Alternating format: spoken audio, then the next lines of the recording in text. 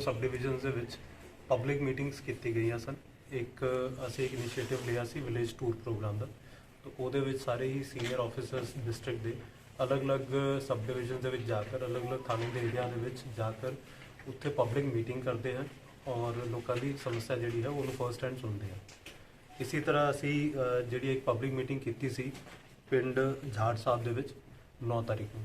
ਉੱਥੇ ਇੱਕ ਮੁੱਦਾ ਜਿਹੜੇ ਪਿੰਡ ਦੇ ਲੋਕੀ ਸੀਗੇ ਉਹਨਾਂ ਨੇ ਚੁੱਕਿਆ ਸੀ। ਉਹਨਾਂ ਨੇ ਦੱਸਿਆ ਸੀ ਕਿ ਉੱਥੇ ਨਹਿਰ ਦੇ ਕੋਲ ਜਿਹੜੀ ਕੰਡੀਲੀ ਤਾਰਾਂ ਲੱਗੀ ਹੁੰਦੀ ਹੈ ਸੇਫਟੀ ਵਾਸਤੇ, ਉਹਦੀ ਚੋਰੀ ਹੋ ਰਹੀ ਹੈ ਤੇ ਲੋਕਾਂ ਦੀ ਮੋਟਰਸ ਦੀ ਵੀ ਚੋਰੀ ਹੋ ਰਹੀ ਹੈ। ਇਹ ਉੱਥੇ ਹੀ ਸਾਨੂੰ ਡਿਊਰਿੰਗ ਦਾ ਮੀਟਿੰਗ ਜੋ ਹੈ ਉਹ ਚੀਜ਼ ਪਤਾ ਚੱਲੀ ਸੀ। ਉੱਤੋਂ ਫਿਰ ਅਸੀਂ ਕੰਸਰਨ ਡੀਐਸਪੀ ਸਮਰਾਲਾ ਜਿਹੜੇ ਹੈ ਉਹਨਾਂ ਨੂੰ ਦਿਸ਼ਾ ਨਿਰਦੇਸ਼ ਦਿੱਤੇ ਸੀ ਕਿ ਇਹਨੂੰ ਤੁਰੰਤ ਟਰੇਸ ਕੀਤਾ ਜਾਏ। ਪੁਲਿਸ ਨੇ ਕਾਫੀ ਮਿਹਨਤ ਕਰਕੇ ਟੀਮਾਂ ਬਣਾ ਕਰ ਹੁਣ ਫਿਰ ਉਹਨੂੰ ਟਰੇਸ ਵੀ ਕੀਤਾ ਪਲੱਸ ਚੋਰਾਂ ਨੂੰ ਵੀ ਫੜਿਆ। ਉਸੀ ਕੜੀ ਦੇ ਵਿੱਚ ਅਸੀਂ 12 ਤਾਰੀਖ ਨੂੰ ਜਿਹੜੇ ਹੈ ਬੰਦੇ ਫੜੇ ਸੀ ਜਸਵਿੰਦਰ ਸਿੰਘ ਤੇ ਸੋਨੂ ਸਿੰਘ। ਇਹ ਦੋਨੋਂ ਭਰਾ ਹੈਗੇ। ਇਹ ਮਿਲ ਕਰ ਜਿਹੜੇ ਹੈ ਨਹਿਰ ਦੇ ਕੋਲ ਜਿਹੜੀ ਤਾਰਾਂ ਲੱਗੀ ਹੁੰਦੀ ਹੈ ਉਹਨੂੰ ਕਟਰ ਰਾਹੀਂ ਕੱਟ ਕੇ ਚੋਰੀ ਕਰਦੇ ਹਨ ਤੇ ਜਿਹੜੇ ਖੂਹ ਹੁੰਦੇ ਆ ਪਿੰਡਾਂ ਦੇ ਵਿੱਚ ਉੱਥੋਂ ਮੋਟਰ ਚੋਰੀ ਕਰਦੇ ਆ। ਤਾਂ ਹਰ ਇੱਕ ਮੋਟਰ ਕਰੀਬ 20-25 ਹਜ਼ਾਰ ਦੀ ਹੁੰਦੀ ਹੈ, ਉਸ ਕਰਕੇ ਲੋਕਾਂ ਦਾ ਕਾਫੀ ਨੁਕਸਾਨ ਵੀ ਹੋ ਰਿਹਾ ਸੀ।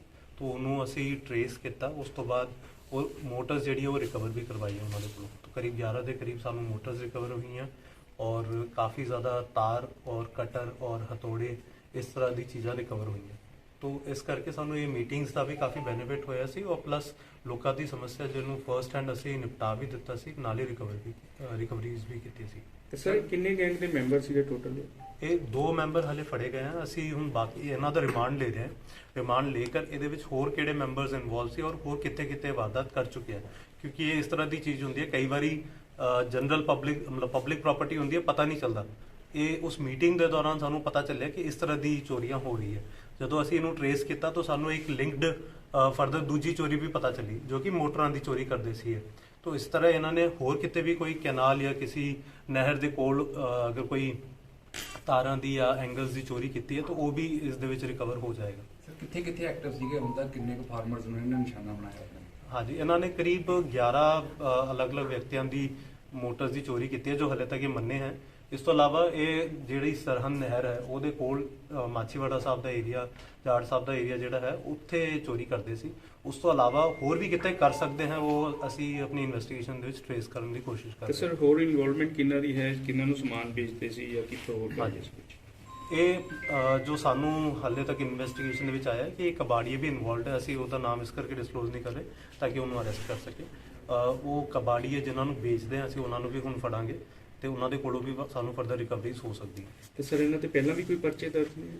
ਹਾਲੇ ਤੱਕ ਤੋਂ ਆਈ ਨਹੀਂ ਹੈ। ਇਹ ਡਿਊਰਿੰਗ ਇਨਵੈਸਟੀਗੇਸ਼ਨ ਸਾਨੂੰ ਕਲੀਅਰ ਹੋ ਜਾਏਗਾ। ਸਰ ਇੱਕ ਹੋਰ ਸਵਾਲ ਹੈ ਤੁਹਾਡੇ ਵੱਲੋਂ, ਜਿਹੜਾ ਇੱਕ ਟੀਮਾਂ ਵੀ ਭੇਜੀਆਂ ਜਾ ਰਹੀਆਂ ਨੇ ਬਾਜ਼ਾਰਾਂ ਦੇ ਵਿੱਚ, ਇੱਥੇ ਸੇਲਾਂ ਲੱਗਦੀਆਂ ਨੇ ਇਲੀਗਲ ਤੇ ਭੀੜ ਹੁੰਦੀ ਹੈ, ਟ੍ਰੈਫਿਕ ਵੀ ਜਿਹੜੀ ਆ ਉਹ ਜਾਮ ਹੁੰਦਾ, ਉਹਨੂੰ ਲੈ ਕੇ ਤੁਸੀਂ ਪਹਿਲਾਂ ਹੀ ਉਪਰਾਲੇ ਕਰ ਰਹੇ ਹੋ? ਕੀ ਐਫਰਟਸ ਕੀਤੇ ਜਾ ਰਹੇ ਨੇ ਜੀ? ਉਹ ਜੀ ਅਸੀਂ ਹੁਣ ਰੀਸੈਂਟਲੀ ਕੱਲ੍ਹ ਵੀ ਇੱਕ ਮੀਟਿੰਗ ਕੀਤੀ ਸੀ। ਇਹ ਇੱਕ ਜਨਰਲ ਪ੍ਰੋਬਲਮ ਹੈ ਕਿ ਟ੍ਰੈਫਿਕ ਹਿੰਡਰੈਂਸ ਵੀ ਹੁੰਦਾ ਹੈ ਤੇ ਨਾਲ ਹੀ ਇੰਕਰੋਚਮੈਂਟ ਦੀ ਵੀ ਪ੍ਰੋਬਲਮ ਆਉਂਦੀ ਹੈ। ਤਾਂ ਅਸੀਂ ਆਪਣੇ ਟ੍ਰੈਫਿਕ ਇੰਚਾਰਜਸ ਨੂੰ, ਡੀਐਸਪੀਜ਼ ਨੂੰ ਵੀ ਕੰਸਰਨ ਨੂੰ ਇਹ ਹਿਦਾਇਤ ਕੀਤੀ ਹੈ। ਪਰਸੋਂ ਵੀ ਅਸੀਂ ਇੱਕ ਸਿਮਿਲਰ ਜਿਹੜਾ ਡਰਾਈਵ ਚਲਾਈ ਸੀ, ਜਿੱਥੇ ਵੀ ਕੋਈ ਰੋਂਗ ਪਾਰਕਿੰਗ ਹੋ ਰੱਖੀ ਹੈ ਉਹਨੂੰ ਔਨ ਦਾ ਸਪੌਟ ਚਲਾਨ ਕਰਕੇ ਪਿੱਛੇ ਵੀ ਕੀਤਾ ਜਾਏ। ਪਲੱਸ ਦੁਕਾਨਦਾਰ ਔਰ ਜਿਹੜੀ ਐਸੋਸੀਏਸ਼ਨਸ ਉਹਨਾਂ ਦਾ ਨਾਲ ਮੀਟਿੰਗ ਕਰਕੇ ਉਹਨਾਂ ਨੂੰ ਇਹ ਪਹਿਲਾਂ ਹੀ ਕਲੀਅਰਲੀ ਦੱਸ ਦਿੱਤਾ ਜਾਏ ਤਾਂ ਕਿ ਉਹਨਾਂ ਦਾ ਨੁਕਸਾਨ ਵੀ ਨਾ ਹੋਏ ਔਰ ਪਬਲਿਕ ਨੂੰ ਵੀ ਪ੍ਰੋਬਲਮ ਨਾ ਆਏ। तो ਅਸੀਂ ਚਲਾਨ ਵੀ ਰੈਗੂਲਰਲੀ ਜੋ ਹੁਣ ਕਾਫੀ ਵਧਾਤੇ हैं। और कल भी ਅਸੀਂ ਇੱਕ ਮੀਟਿੰਗ ਕੀਤੀ ਜੀ ਜਿਹੜੇ ਰੇੜੀ ਫੜੀ ਵਾਲੇ ਔਰ ਜਿਨ੍ਹਾਂ ਦੀ ਵੀ ਐਸੋਸੀਏਸ਼ਨਸ ਹੈ ਉਹਨਾਂ ਦੀ ਵੀ ਕੁਝ ਪ੍ਰੋਬਲਮ ਸੀਗੀ ਕਿ ਸਾਨੂੰ ਤੰਗ ਪਰੇਸ਼ਾਨ ਵੀ ਨਾ ਕੀਤਾ ਜਾਏ ਤੇ ਨਾਲ ਹੀ ਨਾਲ ਅਸੀਂ ਟ੍ਰੈਫਿਕ ਦਾ ਜਿਹੜਾ ਲਾਜ਼ ਹੈ ਉਹਨਾਂ ਨੂੰ ਫੋਲੋ ਵੀ ਕਰੇ ਪ੍ਰੋਪਰਲੀ। तो ਇਹ ਉਹਨਾਂ ਨੂੰ ਕਲੀਅਰ ਕਰ ਦਿੱਤਾ ਸੀ। ਕਾਫੀ ਫਰੂਟਫੁਲ ਸੀਗੀ। ਸਰ ਇਨ ਸਪਾਈਟ ਆਫ ਦਿਸ ਜੇ ਕੋਈ ਵੀ ਫਿਰ ਵੀ ਇਲੀਗਲ ਸੇਲਸ ਲਾਉਂਦਾ ਤਾਂ ਕੀ ਕਾਰਵਾਈ ਹੋਵੇਗੀ? ਨਹੀਂ, ਅਸੀਂ ਜੋ ਕਾਨੂੰਨ ਅਨੁਸਾਰ ਪਰਚੇ ਵੀ ਰਜਿਸਟਰ ਕਰਾਂਗੇ ਤੇ ਉਹਨਾਂ ਤੇ ਕਾਰਵਾਈ ਵੀ ਕਰਾਂਗੇ। ਬਟ ਸਾਨੂੰ ਉਮੀਦ ਹੈ ਕਿ ਅਸੀਂ ਜਿਹੜਾ ਹੋਮਵਰਕ ਕਰ ਰਹੇ ਹਾਂ ਉਸ ਤੇ ਕੋਲ ਸਾਨੂੰ ਚੰਗੇ ਰਿਜ਼ਲਟਸ ਮਿਲਣਗੇ। ਸਰ ਦੁਕਾਨਦਾਰਾਂ ਵੱਲੋਂ ਮੂਰਤੀਆਂ ਰੱਖੀਆਂ ਜਿਵੇਂ ਆਦਮਕਦ ਮੂਰਤੀ ਰੱਖੇ ਉਹਨਾਂ ਕਾਫੀ ਅੱਧੀ ਸੜਕ ਰੁਕੀ ਹੋਈ ਹੈ। ਇੱਕ ਦੂਜੇ ਨੂੰ ਕੰਪੀਟੀਸ਼ਨ ਤੌਰ ਤੇ ਇੱਕ ਨੇ ਰੱਖਤੀ, ਸਾਰੇ ਦੂਜੇ ਦੁਕਾਨਦਾਰ ਰੱਖੀ ਜਾਂਦੇ ਮੂਰਤੀਆਂ ਜਿਹੜੀਆਂ। ਅਸੀਂ ਅਪੀਲ ਕਰ ਰਹੇ ਹਾਂ ਹੁਣ ਸਾਰੇ ਦੁਕਾਨਦਾਰਾਂ ਨੂੰ, ਤੁਹਾਡੇ ਰਾਹੀਂ ਅਪੀਲ ਕਰਦੇ ਹਾਂ ਕਿ ਉਹ ਆਪਣਾ ਵਪਾਰ ਕਰਨ ਉਹਦੇ ਵਿੱਚ ਕੋਈ ਪ੍ਰੋਬਲਮ ਨਹੀਂ ਹੈ, ਬਟ ਇੰਕਰੋਚਮੈਂਟ ਨਾ ਕਰਨ, ਕਿਉਂਕਿ ਅਸੀਂ ਵੀ ਜਾਂਦੇ ਹਾਂ, ਤੁਸੀਂ ਵੀ ਜਾਂਦੇ ਹੋ ਉਸੇ ਰਸਤੇ ਤੇ।